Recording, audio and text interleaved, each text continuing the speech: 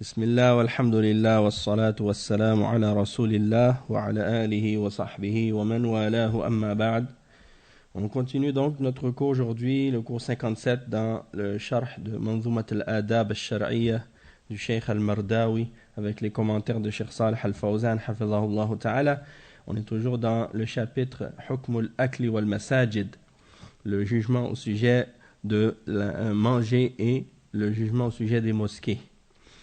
Donc, on était en train d'expliquer au dernier cours certaines règles à propos des mosquées. Et on continue donc à ce sujet. Donc, le Cheikh al-Mardawi, il dit وَيَحْرُمُ بَيْعٌ فِيهِ ثُمَّ شِرَاؤُهُ وَوَجْهَانِ فِي تَصْحِيحِ بَيْعٍ مُعَقَّدِ. Donc, ça, c'est un vers ici qui clarifie le jugement au sujet du fait de vendre ou d'acheter dans la mosquée, à l'intérieur de la mosquée. Et que le fait que ça c'est quelque chose qui est interdit. Donc il dit وَيَحْرُمُ بَيْعٌ فِيهِ. Et Cheikh Al-Fawzan il explique ça, il dit نُهِيَ عَنِ الْبَيْعِ وَالشِّرَاءِ فِي الْمَسَاجِدِ وَإِذَا حَصَلَ فِيهَا بَيْعٌ فَقَدْ اخْتَلَفَ الْعُلَمَاء هل يبطل البيع ولا ينعقد أم ينعقد مع التحريم والإثم. وعلى كل حال لا يجوز البيع والشراء في المساجد لأنها لم تبنى للبيع والشراء وإنما بنيت لذكر الله عز وجل. وكذلك تصان عن إنشاد الضالة من له شيء ضائع لا يجوز له أن يقول من رأى هذا الشيء المساجد لم تبنى لهذا. Donc ici, le Cheikh Al-Fawzan, il explique que on a interdit, donc l'islam interdit de vendre et d'acheter dans les mosquées.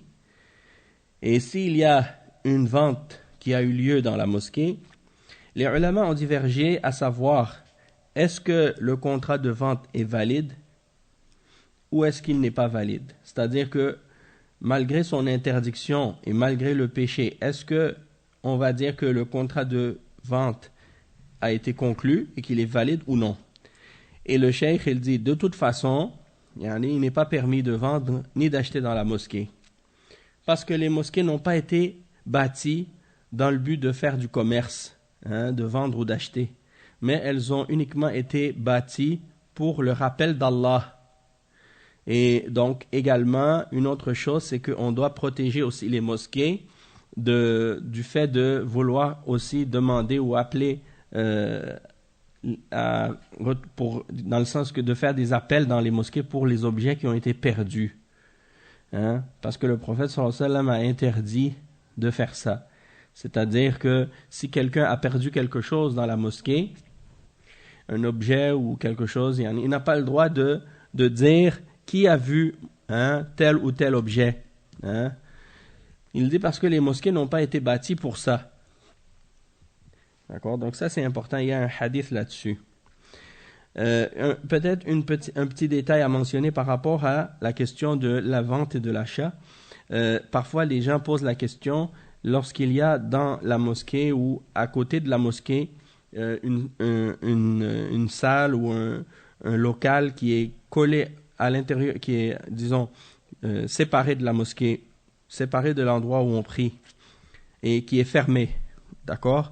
Et dans cet endroit-là, parfois, on va trouver des livres, des contenus ou des choses qui sont à vendre, des choses islamiques ou des choses religieuses, des livres religieux, des choses de ce genre.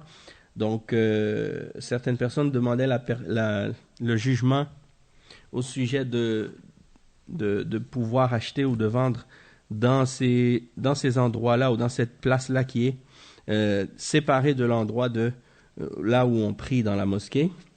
Et la question avait été posée à des savants et ils ont dit que ce n'était pas calculé comme faisant partie de la mosquée. Donc, à ce moment-là, c'est permis de vendre et d'acheter dans ces endroits-là. Comme par exemple, la librairie qui est disons, collée à la mosquée, mais à l'extérieur, disons, séparée de l'endroit où on prie. نعم. Donc, le vers suivant, le cheikh il dit وإن يبنى ما بين المقابر مسجد وإن يبنى ما بين المقابر مسجد فحرم وفي المبني من قبلها وفي المبني من قبلها اسجدي وفي المبني من قبلها اسجدي. Cheikh Al-Fawzan il explique maintenant, il dit وكذلك من أحكام المساجد أنها لا تبنى على القبور وهذا شيء نهى عنه الرسول صلى الله عليه وسلم ولعن من فعله ولعن الذين يبنون المساجد على القبور لأن هذا وسيلة من وسائل الشرك وهذه طريقة اليهود والنصارى أنهم يبنون المساجد والمصليات على قبور الصالحين والنبي صلى الله عليه وسلم نهى عن ذلك فإذا وجد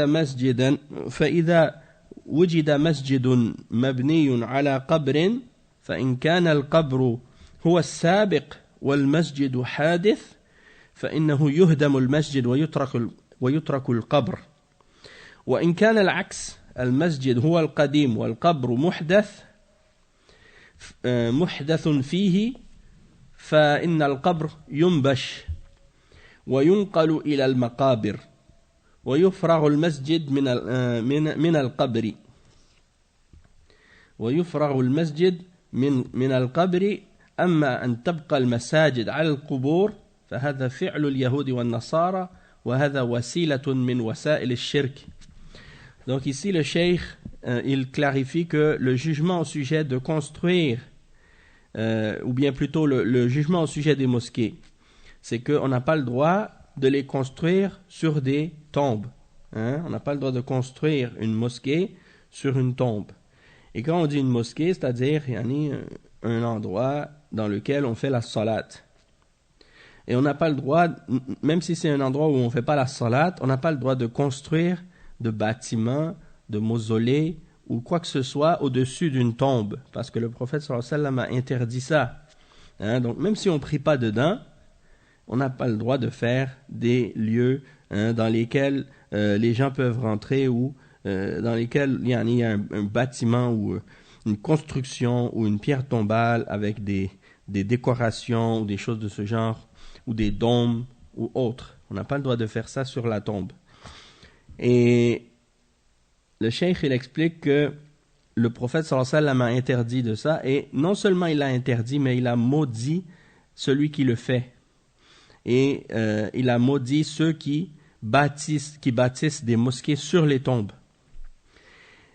Et c'est rapporté par Al-Bukhari et Muslim aussi. Il y a des hadiths à ce sujet, de nombreux hadiths, comme le hadith dans lequel le prophète sallallahu alayhi wa sallam dit La'natullahi ala al-yahud wa al-nasara ittakhadhu qubura anbiya'ihim masajid.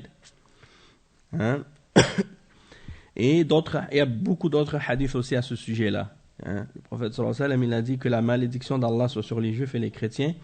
Ils ont pris les lieux les tombes de leurs prophètes et de leurs hommes pieux comme des lieux de culte, comme des endroits d'adoration, comme des mosquées. Et donc ça, c'est des moyens, et c'est des voies vers le shirk, c'est des moyens de tomber dans le shirk. Et c'est la voie des juifs et des chrétiens, parce qu'ils construisent les mosquées et les mausolées sur les tombes des hommes pieux et sur les tombes des prophètes.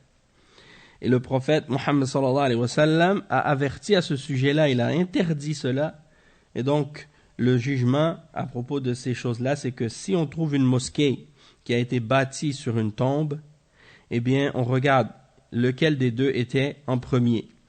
Donc, si la tombe était en premier et que la mosquée a été construite par la suite, à ce moment-là, on va détruire la mosquée et on va garder la tombe.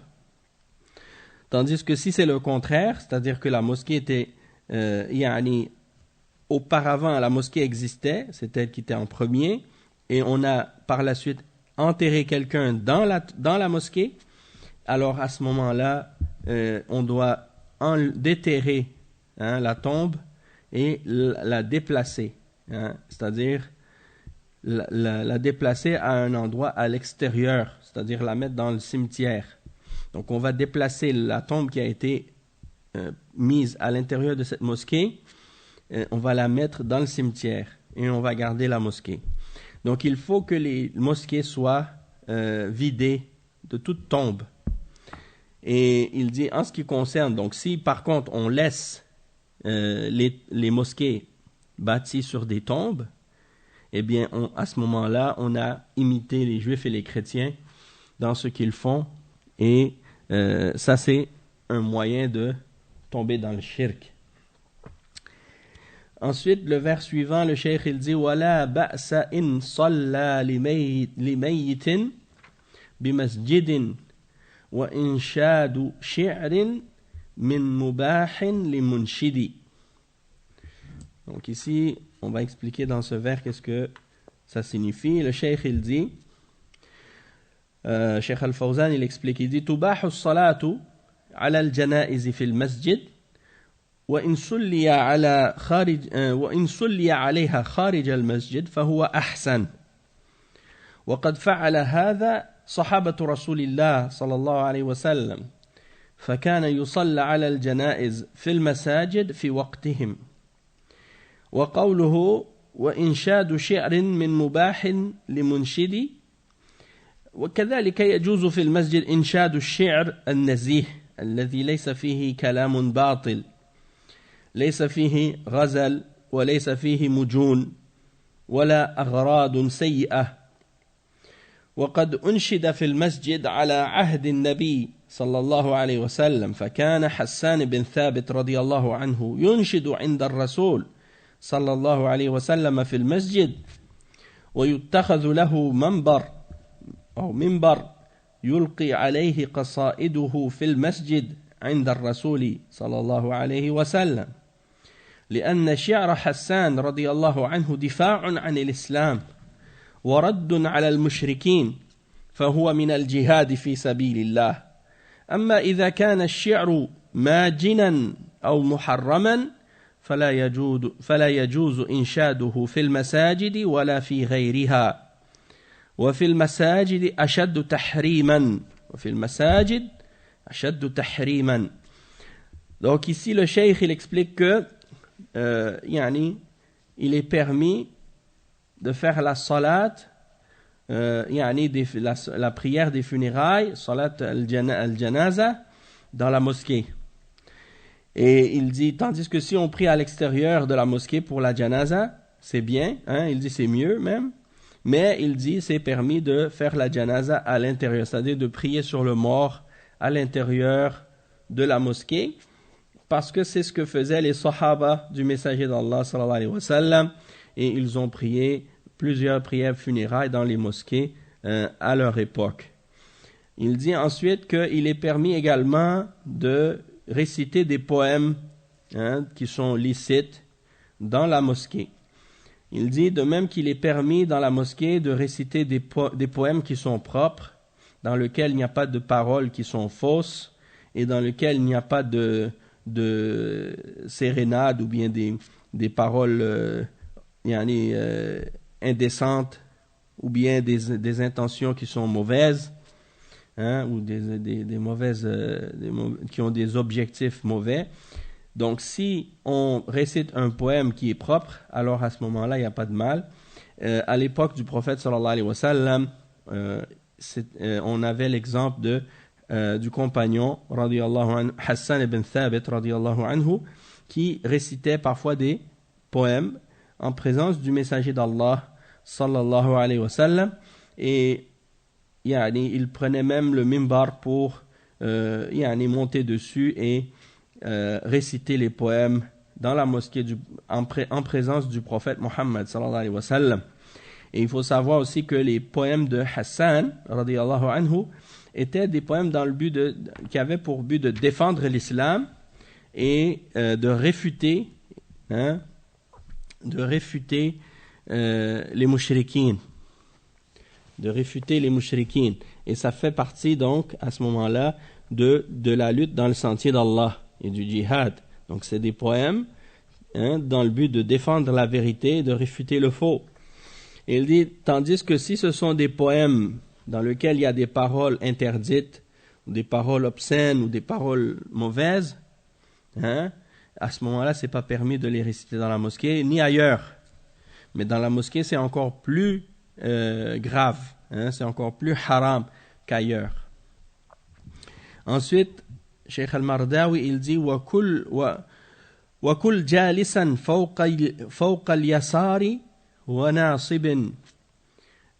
وناصب اليمين نعم وكل جالسا فوق اليسار وناصب اليمين وبسمل ثم في الانتهاء أحمدي ثم في الانتهاء أحمدي ويكره سبق القوم للأكل نهمة ولكن رب البيت إن شاء يبتدي. Donc ici, le cheikh il explique les deux vers. Le premier, c'est à propos des règles de la nourriture, hein, les bonnes manières lorsqu'on mange. Cheikh Al-Fawzan il explique, il dit ويقول من آداب الأكل إذا أردت أن تأكل فاجلس على رجلك اليسرى وانصب اليمنى وكن مستوفزا لا متكئا وتبدأ ببسم الله كما قال صلى الله عليه وسلم سم الله وكل بيمينك فتبدأ ببسم الله لتحل البركة في الطعام وهي تطرد الشيطان لأنك إذا لم تسمي أكل معك الشيطان وزالت البركة وزالت بركة الطعام.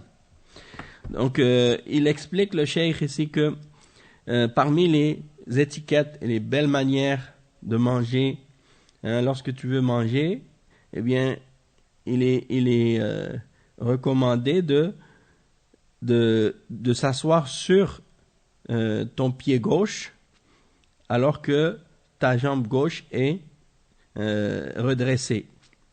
Donc c'est comme si quand tu t'assois sur ton pied gauche et tu gardes ta jambe droite. En tout cas, tu gardes cette partie droite. Et il dit ensuite, tu dis Bismillah. Hein? Avant de manger, tu commences en disant Bismillah.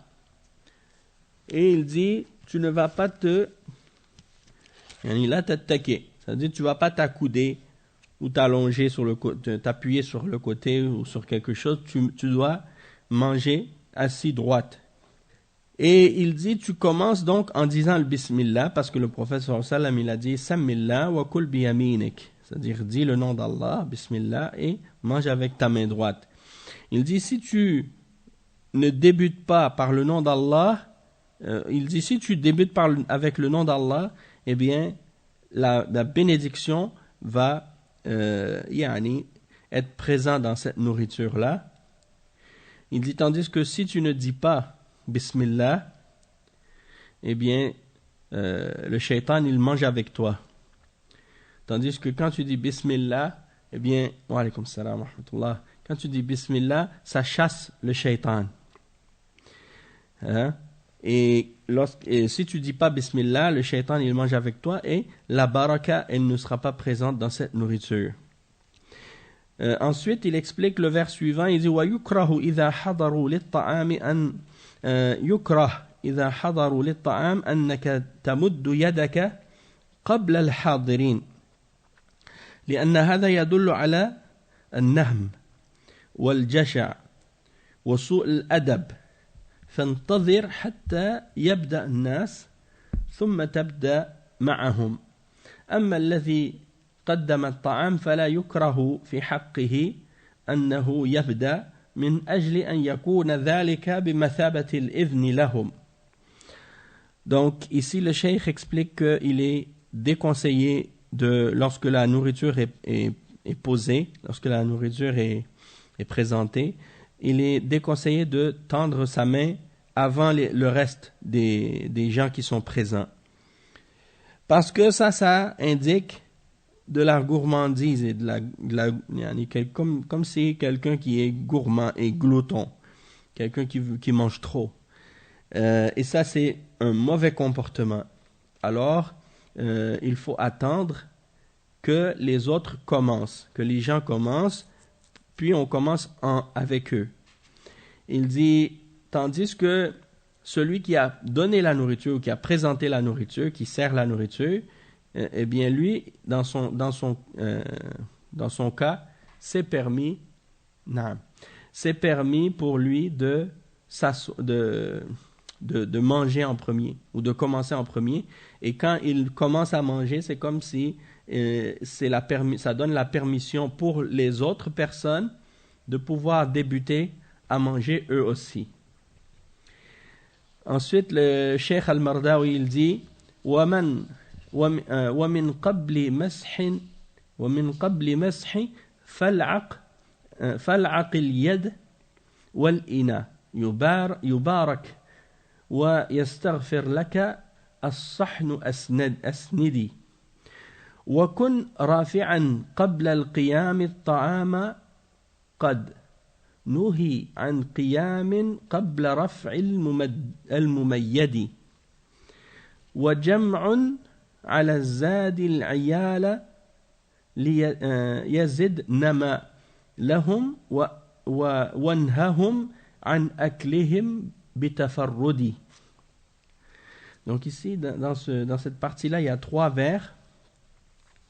Et il y a le dernier, aussi on va le lire en même temps, puisque c'est le dernier.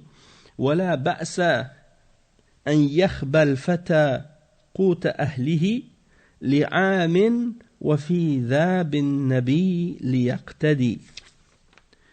Donc ça c'est 4 vers, on va lire leur explication. Il dit Cheikh Al-Fawzan كذلك من آداب الأكل أنك إذا فرغت تلعق أصابعك قبل أن تغسلها بالماء لأجل أن لا يبقى عليها شيء من الطعام فيذهب مع الماء ولأن هذا فيه بركة وكذلك تلعق الإناء ويقول كذلك إنه ينبغي أن يرفع الطعام قبل أن يقوم الناس ولا يقوم الناس ثم يرفع الطعام بعدهم ويقول وينبغي أن تجمع الأولاد على الطعام ولا تتركهم متفرقين كل واحد يأكل وحده فإن الاجتماع على الطعام بركة ونماء للطعام ومن حسن تأديب الأولاد أنك تؤدبهم على الاجتماع ولا تتركهم يأكلون متفرقين